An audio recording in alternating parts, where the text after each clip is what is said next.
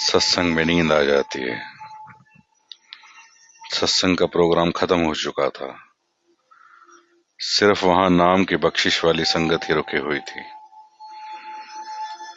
Canteen एक ही खुलने का हुक्म था। तभी वहां कैंटीन में एक नवविवाहित बिटिया आई और फ्रूटी पर उंगली रखकर इशारा किया। फिर एक बिस्किट का पैकेट पर हाथ रखकर इशारा कर कीमत पूछी। इशारे से मैंने भी कीमत बता दी।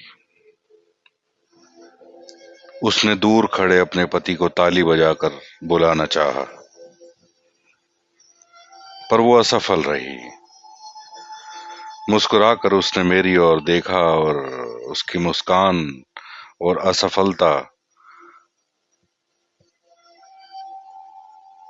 जो प्रयास उसने किया उसमें असफल रही पति को बुलाने में। थोड़ा मन सा भर आया। फिर मैं किसी को आवाज देकर उसके पति को इधर बुलवाया। पता चला कि वह भी बोल और सुन नहीं सकते थे। उस समय मुझे ये सब देखकर बड़ा ही अचंभा हुआ। थोड़ी ही देर में मैं भी उनकी इशारों की भाषा को समझने लगा।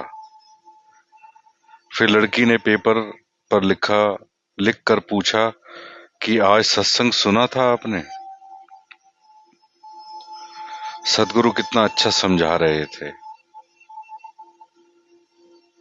मैंने उसको लिख कर दिया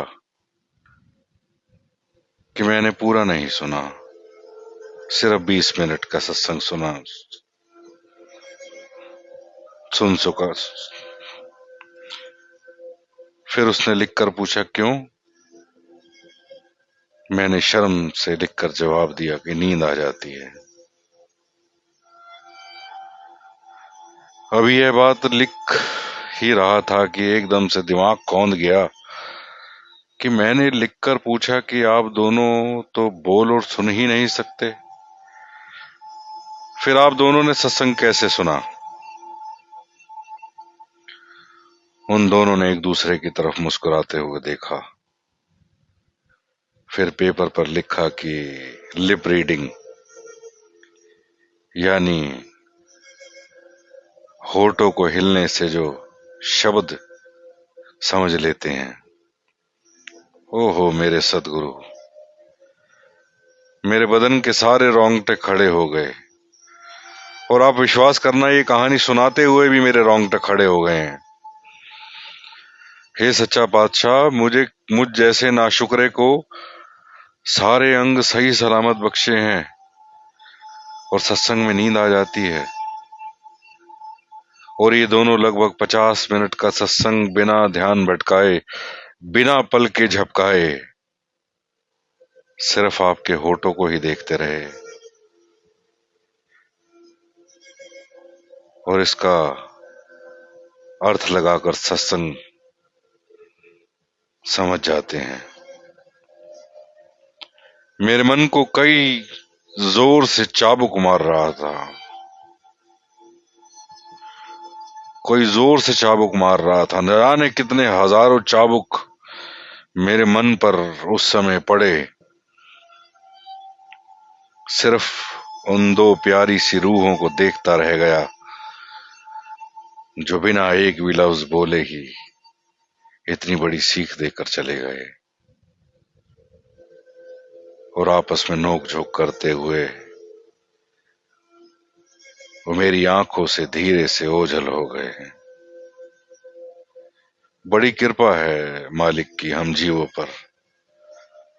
हमें सत्संग की अनमोल घड़ियां नसीब होती हैं। हम देख पाते हैं, हम सुन पाते हैं, हम बोल पाते हैं, लेकिन फिर भी कहीं ना कहीं चूक जाते हैं। और इसके ऐसे पूर्ण भगत, प्यारे भक्त, जो कहीं बोल नहीं पाते, सुन नहीं पाते, असल में सत्संग का आनंद वही ले जाते हैं, वही ले जाते हैं। बस इतना ही।